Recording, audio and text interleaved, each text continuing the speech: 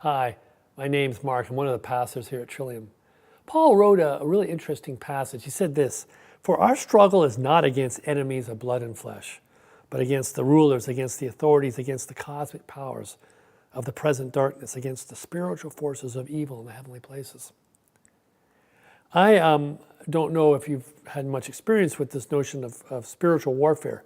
If you go to a charismatic church or many evangelical churches, you'll get a big discussion sometimes about spiritual warfare, the battle between good and evil in the heavenly places, between God and the angels and the demonic, Satan sort of thing. And at Trillium, we don't really emphasize that too much.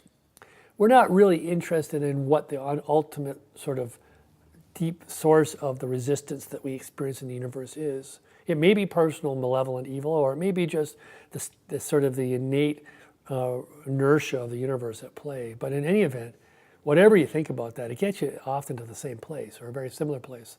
Somehow we as followers of Jesus have to learn how to deal with the resistance we meet in life, whether it's resistance we find with our spouse or our kids, the resistance in our community, or the resistance we see in the world.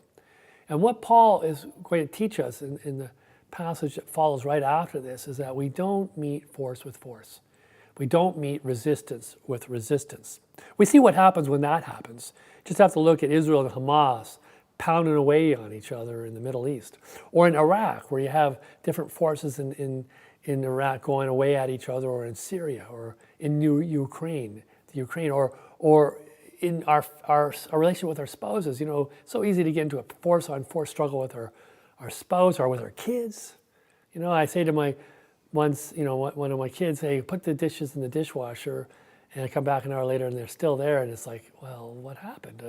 That should have been put away.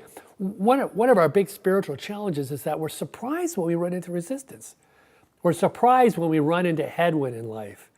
We think it should just happen easy. An easy peasy life should come to us. And there's no reason to think that at all. It's simple fantasy on our part. And one of the things that we need to do as disciples of Jesus is figure out how to meet resistance. And as I say, Paul says not to meet resistance with resistance, but to put on the whole armor of God.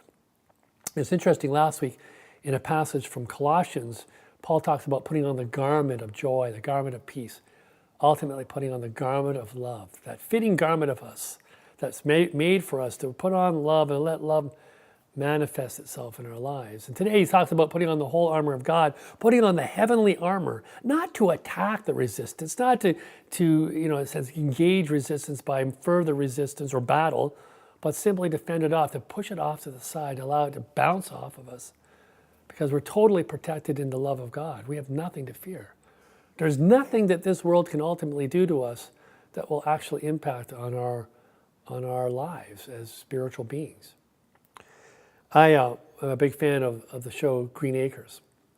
It's about this guy, Oliver Wendell Douglas, who, with his wife, he leaves New York City. He's a highfalutin lawyer in New York. He sells everything and goes off to live as a farmer. He's always dreamed about being a farmer, and he wants to be a farmer. Buys some terrible lot of land, this very poor producing piece of land out in some Midwest state. He starts farming up. And what makes the show so funny is there's eventually this absurd world that develops around him where nothing makes sense. And it's as if the whole universe is conspiring against Oliver and his dream to be a farmer. His neighbors, as nice as they are, sort of sabotage him. His wife sabotages him. The farm itself that he bought is a really poor producing piece of land. It sabotages him.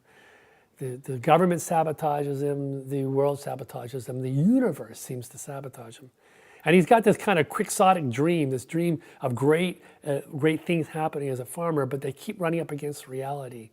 And every episode, it seems like he's been beaten down. There's a conspiracy going on, and he's always on the losing end of it. And it makes me think about life and how it's so easy for us to experience life in the same ways. See, for Oliver, there's two worlds of perception, his and everyone else's. And as the viewer, we're most often on the side of Oliver. He's seeing the world the way it really is. But unfortunately, he's stuck in this world of insanity. He can't get out of it, and there's so much humor in that circumstance. I mean, there's a lot of movies that have been made that suggest that there is this world of insanity, this giant conspiratorial world at play in our lives. You have to think of the movie JFK, or The X-Files, or The Matrix, or Serpico, or Clute, or a whole host of movies that are built around the notion of some kind of conspiracy going on. We struggle with conspiracy because we are, in a sense, scared of what we don't know about. I had some yellow lines put in front of my house a few weeks ago. I'm the only one on the whole block that has yellow lines in front of my house. None of my neighbors do, people across the street, up and down the street. I'm the only one with yellow lines, and I don't know what they mean, and I don't know why they're there. Why did they put them there? And who put them there? And what's the intention is the big thing. And I'm assuming that it can't be good. In fact, most conspiracies are always negative. In fact, I can't think of one conspiracy where there's something good going on behind the scenes.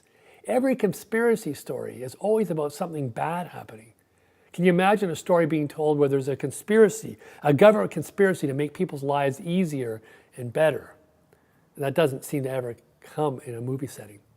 But for us, as followers of Christ, we are told not to fear the conspiracy. There may be resistance in the universe, but you as a child of God have great power given to you. In fact, the whole point of the resistance is so that we can wake up to know who we are as children of God.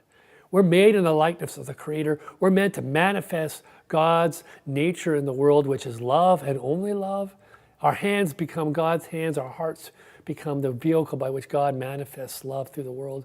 We see like God sees, and we are elevated to living above the line of life.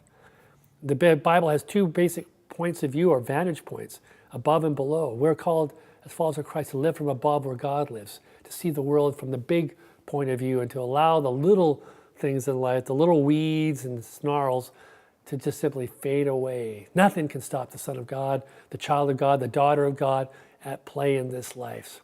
So our task as spiritual beings is to wake up to this and to allow it to reveal itself in our lives. And even though we're not quite there yet, most of us, we can put on the garments that allow us to experience what it feels like to see and experience life from the world perspective of love, from our Creator's perspective. I pray that you'll put on the garment of love. Put on the whole armor of God, which is love. Allow God's love to deflect all the arrows and slings of misfortune that come towards you this day. In that sense, you can go in peace with the certainty that the Creator walks with you.